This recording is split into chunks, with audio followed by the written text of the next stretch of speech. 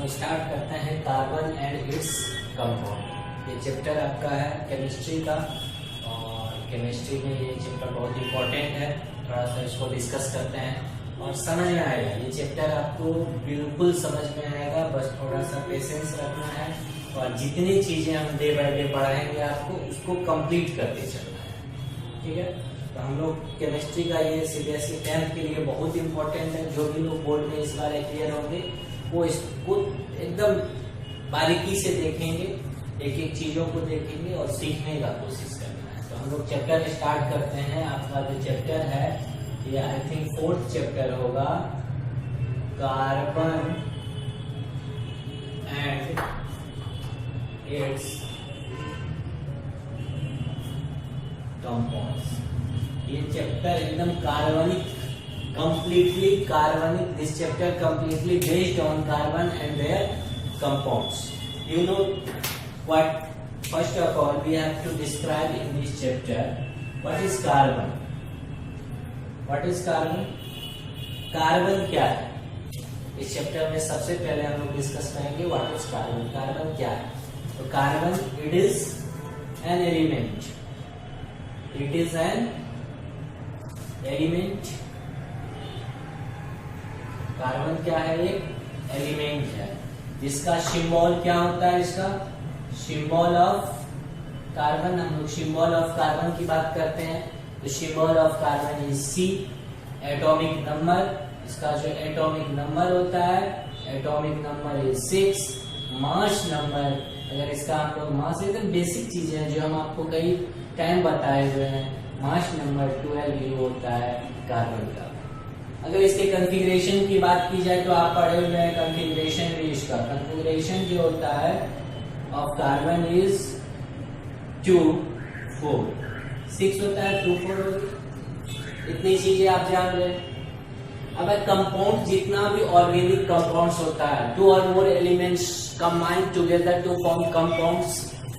जब कंपाउंड्स की बात हम लोग करते हैं तो कंपाउंड्स में जो होता है there are 2 types of compound. Mainly कितने टाइप्स का कंपाउंड होता है? There are 2 types of compound. कितने टाइप्स का कंपाउंड होता है? 2 टाइप्स का कंपाउंड होता है। फर्स्ट क्या होता है? There are 2 types of compound में एक होता है ऑर्गेनिक कंपाउंड और दूसरा होता है inorganic compound. Inorganic compound, organic और इनऑर्गेनिक, ये 2 कंपाउंड्स का टाइप होता है। जो इस चैप्टर में जितना भी हम लोग पढ़ेंगे compounds having carbon and hydrogen as an essential element that is called organic compound. जिसमें निश्चित तौर पे कार्बन और हाइड्रोजन होगा वो होता है ऑर्गेनिक कंपाउंड। और इस चैप्टर में हम लोग को कंप्लीटली ऑर्गेनिक कंपाउंड ही पढ़ना है। इसमें 2 टाइप्स का कार्बन की जब बात करते हैं तो दुनिया में सबसे ज्यादा जब maximum number of compounds carbon has. Carbon के पास मोर देन 40 lakhs कंपाउंड होता है ऑर्गेनिक कंपाउंड। क्यों होता है? क्योंकि कार्बन का 2 प्रॉपर्टीज के लिए रिस्पॉन्सिबल है। एक होता है इसका शेयरिंग और एक होता है कैटेनेशन प्रॉपर्टी। ये शेयर करता है इलेक्ट्रॉन को, ना कि लूज और गेन करता है। क्योंकि जब इसका कॉन्फ़िगरेशन हम लोग 2 और 4 करते हैं तो 4 इलेक्ट्रॉन लूज करना या गेन करना दोनों टफ काम है। बिकॉज लूज और गेन दोनों करने में बहुत एनर्जी चाहिए, एनर्जी का रिक्वायरमेंट होता है जो ये फुलफिल नहीं कर पाता है। Therefore it has sharing tendency, electron का शेयर करता है। और जब इलेक्ट्रॉन का शेयर होगा तो मैक्सिमम कंपाउंड ये बनाएगा। दूसरा प्रॉपर्टी होता है catenation property. Catenation property carbon में शेयरिंग करके चेन बनाने का होता है। और वही चेन जो लिंकेज चेन होता है that is either open chain और close chain.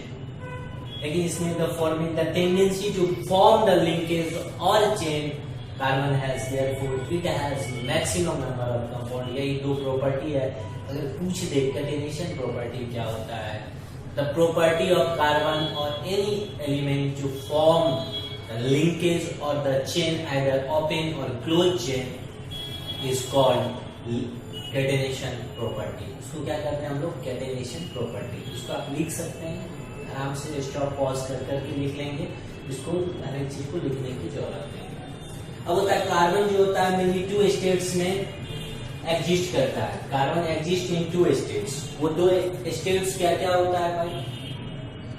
Carbon exist in 2 states and the 2 states are, first one is free state. पहला स्टेट क्या होता है इसका? फ्री स्टेट में होता है कार्बन। कार्बन 2 स्टेट्स में, एक होता है फ्री स्टेट में ये एग्जिस्ट करता है और दूसरा होता है कंबाइंड स्टेट में ये एग्जिस्ट करता है। Carbon exist in 2 states, first one is free state and the second one is combined. Free state क्या है? Question arise in your mind that is what is free state? ये free state क्या होता है sir? आपके mind में चल रहा होगा। तो फ्री स्टेट मीन्स ये अकेला एग्जिस्ट करेगा। ये मेनली 3 फॉर्म होता है फ्री स्टेट का, डायमंड, ग्रेफाइट और न्यू सबसे रिसेंट डिस्कवरी जो है वो है फुलेरिन, जिसको C60 कार्बन कहते हैं, फुलेरिन को। ये 3 स्टेट जो होगा वो फ्री स्टेट में याद रहेगा। Free states of carbon, diamond, graphite and the fullerene C60. These 3 forms are also known as what? Allotropes of carbon. Yes, allotropes of carbon. There are 3 allotropes of carbon. तो हम लोग discuss करते हैं इतने, आप इसको नोट डाउन कर लीजिएगा। इसके बाद हम लोग डिस्कस करते हैं एलोट्रॉप्स ऑफ कार्बन को। एलोट्रॉप क्या होता है? When an element or substance found in 2 or more physical states having the same chemical property but different physical property. उसका जो प्रॉपर्टीज होता है कुछ डिफरेंट होता है, लेकिन उसका जो फंक्शन होता है, इंटरनल केमिकल फंक्शन जो होता है दैट इज सेम, वह सेम होता है, दैट इज कॉल्ड एलोट्रॉप। तो एलोट्रॉप का डिफिनेशन आपको इसको नोट डाउन कर लेंगे। तो when an element or substance exists in 2 or more states, 2 and more types having different chemical and physical property but same the functional form, that is called allotropes of allotropes of carbon हम discuss कर लेते हैं। allotropes of carbon जो होगा, allotropes of carbon जो होगा वो mainly आपको क्या क्या डिस्कस करना है। फर्स्ट डायमंड, एकदम जितनी बातें बोल रहे हैं point, exam point of view से बहुत इंपॉर्टेंट है। दूसरा होता है graphite and third one is जो हम आपको यहाँ पढ़ाएंगे वो है फुलेरिन। ये 3 फॉर्म हम आपको पढ़ाएंगे। तो पहला हम लोग हेडिंग डालते हैं डायमंड। डायमंड से रिलेटेड बातें सबसे पहले जान लीजिए। डायमंड से रिलेटेड बातें क्या होती है? Diamond is an allotrope of carbon, no doubt. Diamond क्या है? एक एलोट्रॉप ऑफ कार्बन है and it is natural occurring hardest substance. ये पॉइंट भी लिखेंगे। It is an allotrope of carbon, it is naturally occurring hardest substance. Naturally occurring हम कह रहे हैं, ये वर्ड पे थोड़ा फोकस करना, बार बार हम उसको फोर्स कर रहे हैं वर्ड को। Naturally occurring hardest substance is diamond. Artificially और hardest substance in the nature होता है कार्बाइड, होता है टंगस्टन कार्बाइड। तो हम natural occurring hardest substance diamond होता है। इससे हमने क्या कहा? It is an allotrope of carbon in which each carbon atom connected with 4 carbon atoms to forms tetrahedral structure। इसमें कैसा स्ट्रक्चर बनेगा? टेट्राहेड्रल स्ट्रक्चर, बहुत इंपॉर्टेंट है।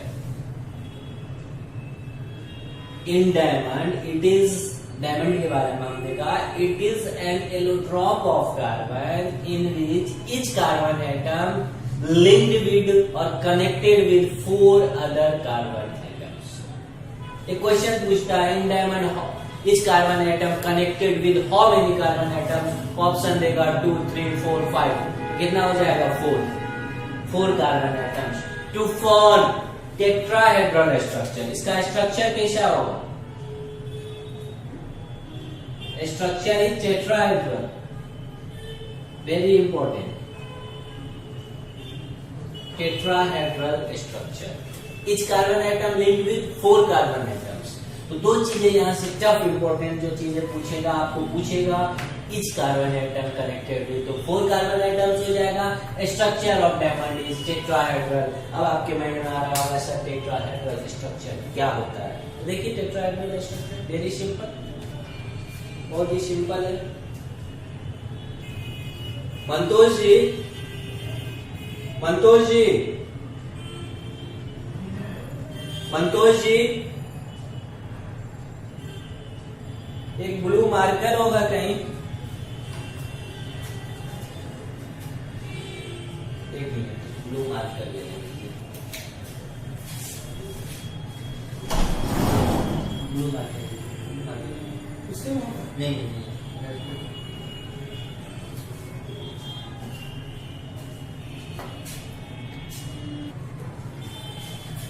मार्कर आ गया। टेट्राहेड्रल स्ट्रक्चर में 4 मार्कर का काम था, इसलिए थोड़ा सा स्ट्रक्चर दिखा देते हैं हमारे। देखिए होंगे छाता उल्टा हुआ, वही होता है टेट्राहेड्रल स्ट्रक्चर। ये जस्ट उल्टा छाता समझिए, और इसके ऊपर ये होता है, ये ईच एंगल सेम होता है। This structure is called tetrahedral structure. देख लीजिए एकदम यही स्ट्रक्चर होता है टेट्राहेड्रल। ये नहीं लग रहा उल्टा छाता है, छाता था उलट गया, ये उल्टा हुआ पार्ट हो गया, ये उसका जो है ये डंडा हो गया, एकदम डंडा हो गया। This structure is called tetrahedral. Each carbon atom कितने से कनेक्टेड है? ये कार्बन एटम 1 2 3 4, यही स्ट्रक्चर होता है। और एक स्ट्रक्चर हम बनाते हैं तो आपको लगेगा हाँ ये डायमंड का स्ट्रक्चर है। लेट्स सी, एक बस एक यूनिट को हम बनाते हैं यहाँ पे।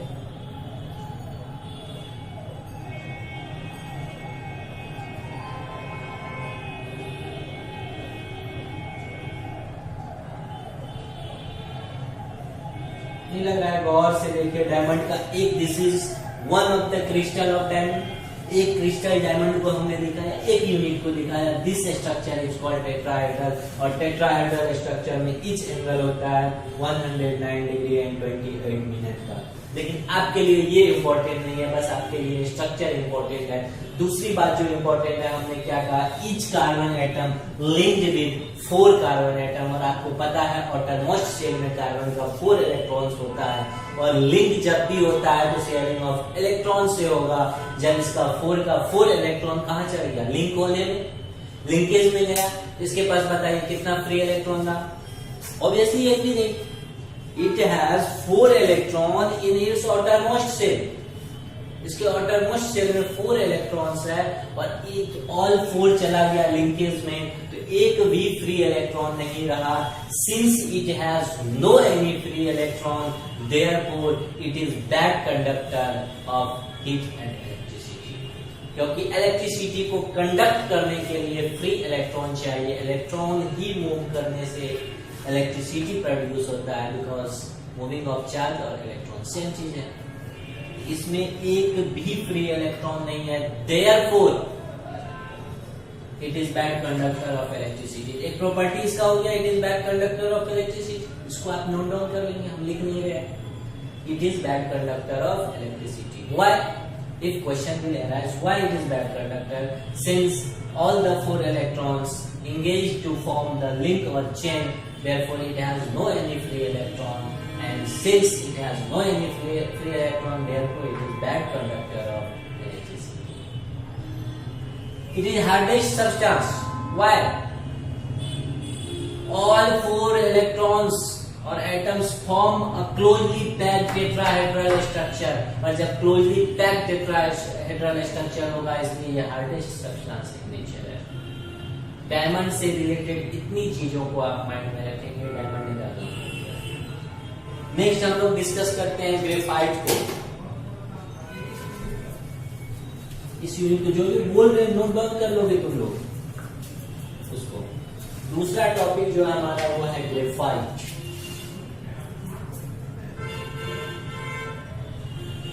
Graphite. It is also an allotrope of carbon. Yes or no?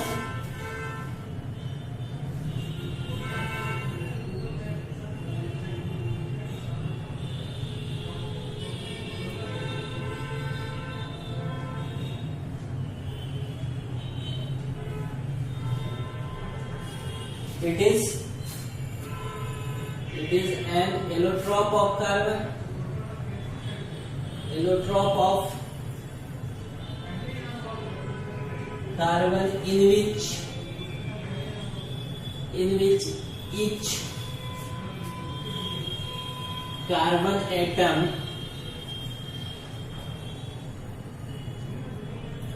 connected with 3 other carbon atoms to form hexagonal structure.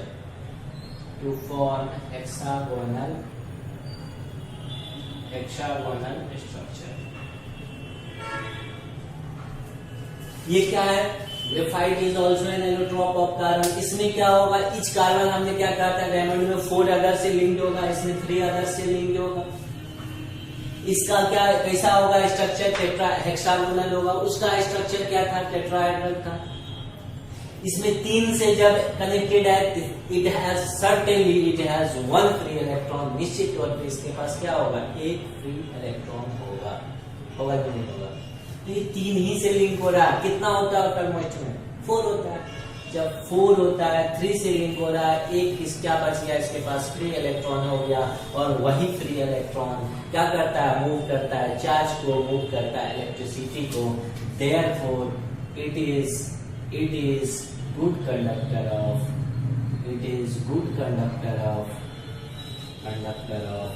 electricity. इसका हेक्सागोनल स्ट्रक्चर होता है. लेयर बाय लेयर इसका स्ट्रक्चर बनता है. अगर इसका स्ट्रक्चर का बात करेंगे हम लोग तो हेक्सागोनल स्ट्रक्चर, ये स्ट्रक्चर बनते रहता है और इस स्ट्रक्चर का लेयर बनता है. इसलिए इसी लेयर के कारण जो होता है, इसी लेयर के कारण जो होता है, ये due to this layer it is soft in nature. ये सॉफ्ट होता है, स्लिपरी होता है. ये इलेक्ट्रिसिटी का जो है कंडक्टर होता है, इसलिए फ्लो करता है. इसलिए इसका यूज इलेक्ट्रोड के फॉर्म में होता है. आप जो बैटरी यूज करते हैं ड्राई सेल, उसमें जो इलेक्ट्रोड बना होता है वो ग्रेफाइट का होता है. Since it is soft in nature therefore it also used as lubricant. ये सॉफ्ट इन नेचर होता है, इसलिए बड़े बड़े मशीनरी में इसका यूज लुब्रिकेंट के भी फॉर्म में होता है. इसका पूछेगा कार्बन एटम से कितने से कनेक्टेड होता है? 3 से. स्ट्रक्चर ऑफ ग्रेफाइट एकदम ऑब्जेक्टिव के लिए टफ इंपॉर्टेंट बनता है. हेक्सागोनल ये थी ग्रेफाइट की. इलेक्ट्रिसिटी ये एक्सेप्शन है, ये नॉन मेटालिक होता है और इलेक्ट्रिसिटी का कंडक्टर होता है और सॉफ्ट इन नेचर होता है. Therefore used as lubricant. ये ग्रेफाइट हो गया. C60 फुलेरिन में एक ही चीज जानना है आपको, उसका स्ट्रक्चर स्फेरिकल होता है. इसको एज कर देते हैं. स्ट्रक्चर जो होता है C60 फुलेरिन जिसको कहते हैं बकमिनिस्टर भी कहते हैं, बकमिनिस्टर फुलेरिन भी कहते हैं. आप ये भी लिख लेंगे, बकमिनिस्टर फुलेरिन का जो स्ट्रक्चर होता है, स्ट्रक्चर ऑफ बकमिनिस्टर फुलेरिन स्फेरिकल होता है. तीसरा जो हमने कहा फुलेरिन का स्ट्रक्चर कैसा होता है? यस, स्फेरिकल होता है.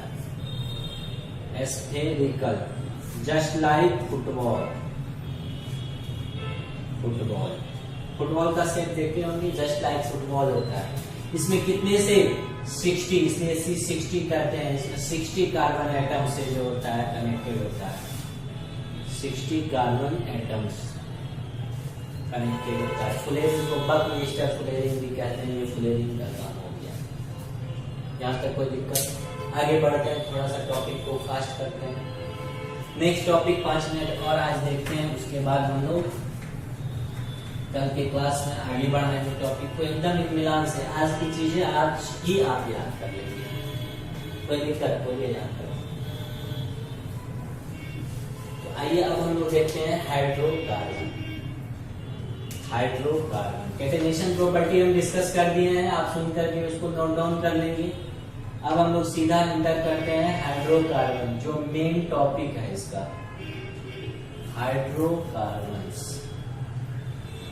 हाइड्रोकार्बन होता क्या है? सबसे पहले compounds having hydrogen as well as carbon, और कुछ भी हो जाए सिर्फ डजन मीटर, लेकिन ये दोनों कंपलसरी होगा। अब इसको नोट डाउन कर लेंगे। Compounds having hydrogen as well as carbon are called hydrocarbons. जिस और कोई एलिमेंट हो डजन मीटर, मेन आपका थीम समझना है कि हाइड्रोजन होना चाहिए, एसेंशियल एलिमेंट है, और कार्बन भी होना चाहिए। बोथ अगर होगा एक साथ देन वो हाइड्रोकार्बन होगा। कोई दिक्कत नहीं आता, क्लियर है? अब इसका क्लासिफिकेशन ऑफ हाइड्रोकार्बन में हम लोग आते हैं, एकदम टॉपिक की और मेन बढ़ते हैं, जो टॉपिक पढ़ना है आपको। क्लासिफिकेशन ऑफ हाइड्रोकार्बन को 3 टाइप से क्लासिफाई किया गया। कितने टाइप से? 3 टाइप से। एक को कहा गया क्या? एलोफेटिक। एलोफेटिक स्पेलिंग थोड़ा देख लेना। दूसरे को कहा गया एरोसाइक्लिक। एरोसाइक्लिक। और तीसरे को कहा गया एरोमेटिक। कितने तरह से क्लासिफाई किया गया हाइड्रोकार्बन को? 3 तरह से किया गया। किस किस में? एरोफेटिक, एरोसाइक्लिक और एरोमेटिक में ये क्लासिफिकेशन ऑफ हाइड्रोकार्बन हुआ। आपको एरोसाइक्लिक यहाँ नहीं पढ़ना है, थोड़ा सा हम हिंट्स दे देंगे। एरोमेटिक भी यहाँ नहीं पढ़ना है, लेकिन एक बेंजीन को हम डिस्कस कर देंगे इस चैप्टर में।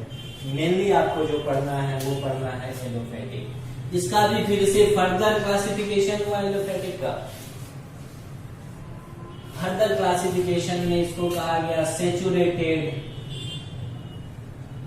सैचुरेटेड हाइड्रोकार्बन और अनसैचुरेटेड हाइड्रोकार्बन। सैचुरेटेड हाइड्रोकार्बन और अनसैचुरेटेड हाइड्रोकार्बन। एलोफेटिक कितने टाइप्स का हो गया? एलोफेटिक 2 टाइप्स का, सैचुरेटेड, अनसैचुरेटेड। स्पेलिंग यहाँ देखना, सैचुरेटेड और अनसैचुरेटेड। सैचुरेटेड को फिर कहा गया, फर्दर क्लासिफाई किया गया, तो इसमें बस एल्केन निकल करके आया। और जब अनसैचुरेटेड हाइड्रोकार्बन को क्लासिफाई किया गया तो यहाँ से 2 कंपाउंड निकल के आया, वो आया अल्कीन और अल्काइन। क्या क्या निकल के आया? अल्कीन और अल्काइन। यही से जो चीज हम पढ़ना चाह रहे थे इस चैप्टर में वो मिलना शुरू हो गया। इस चैप्टर में जो पूरी कहानी इसी थीम के आसपास घूमेगी। क्लासिफिकेशन समझ में आया? एलोफेटिक होगा, ओपन चेन होगा, 2 टर्मिनल दिखेगा, 2 और मोर देन 2 टर्मिनल दिखेगा, इसमें एकदम ओपन होगा। एरोसाइक्लिक क्लोज होगा और एरोमेटिक तो क्लोज होगा ही होगा, लेकिन अल्टरनेट सिंगल डबल बॉन्ड होता है। तो यहाँ ये दोनों पढ़ना नहीं है, थोड़ा थोड़ा लास्ट में इंट्रोडक्शन दे देंगे, चीजें समझ में आएगी। बस just you have to keep patience and let's move. Now we have to mark the heading alkane. जो टॉपिक मेन इस चीज का है उसको हम लोग डिस्कस करने जा रहे हैं। एल्केन हमारा मेन थीम। लेकिन एल्केन को स्टार्ट करने से पहले कुछ चीजों को हम बता रहे हैं, इसको आप रिमेम्बर करेंगे। क्या क्या? केमिस्ट्री में खास करके जब ऑर्गेनिक केमिस्ट्री में हम लोग मूव कर रहे हैं, मींस कार्बन एंड इस कंपाउंड में जब carbon atom, number of carbon atom 1 हो तो उसको मेथा कहते हैं। मेथ कहेंगे आप, नंबर ऑफ कार्बन एटम। किसी भी कंपाउंड में नंबर ऑफ कार्बन एटम जब 1 हो, 2 हो, 3 हो, 4 हो, 5, 6, 7, 8, 9 और 10 तक हो जाएंगे आप। एक कार्बन एटम होगा तो उसको क्या कहेंगे? मेथा होता है, लेकिन हम मेथ लिख रहे हैं, टेंशन मत लेना। 2 को क्या कहते हैं? एथा होता है, हम एथी लिख रहे हैं, ये मत सोचना गलत लिख दिए। 3 का प्रोपा होता है, ये केमिस्ट्री की भाषा है, लेकिन हम प्रोपी लिख रहे हैं। सबका ए लास्ट का हटा रहे हैं, टेंशन मत लेना। मेथा, एथा, प्रोपा, ब्यूटा होता है, लेकिन हम सबका ए को हटा रहे हैं क्योंकि सफिक्स जोड़ने में आसानी होती है। मेन मोटो हमारा सिखाना है, या तो लैंग्वेज से तो परफेक्शन देना है। 4 को क्या कहते हैं बताइए? यस, ब्यूटा होता है, ब्यूट। 5 का पेंटा होता है, पेंट कहते हैं। 6 का हेक्सा होता है, हेक्स कहते हैं। 7 का हेप्टा या सेप्टा दोनों होता है, लेकिन यहाँ हेप्ट कहेंगे।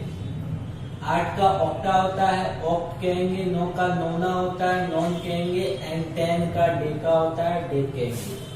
ये केमिस्ट्री में नंबर ऑफ कार्बन एटम्स अब 1 हो, 2 हो, 3 हो, 4 हो, तो उसके अकॉर्डिंग आप 10 तक का याद रख लीजिए, क्लास 10 तक के लिए इनफ है।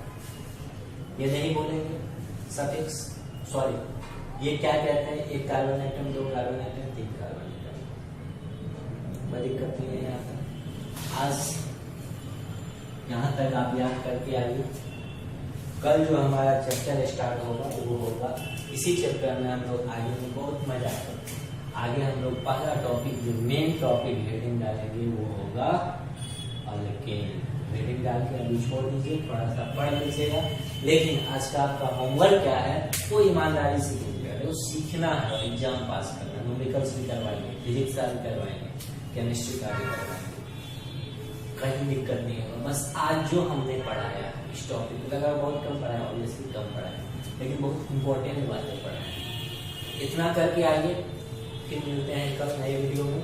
और समझ में आएगा, जहाँ जो डॉट होगा आप कमेंट में लिख लीजिएगा, ठीक है। आज यही क्लास ड्रॉप करते हैं। Okay, bye, see you tomorrow once again.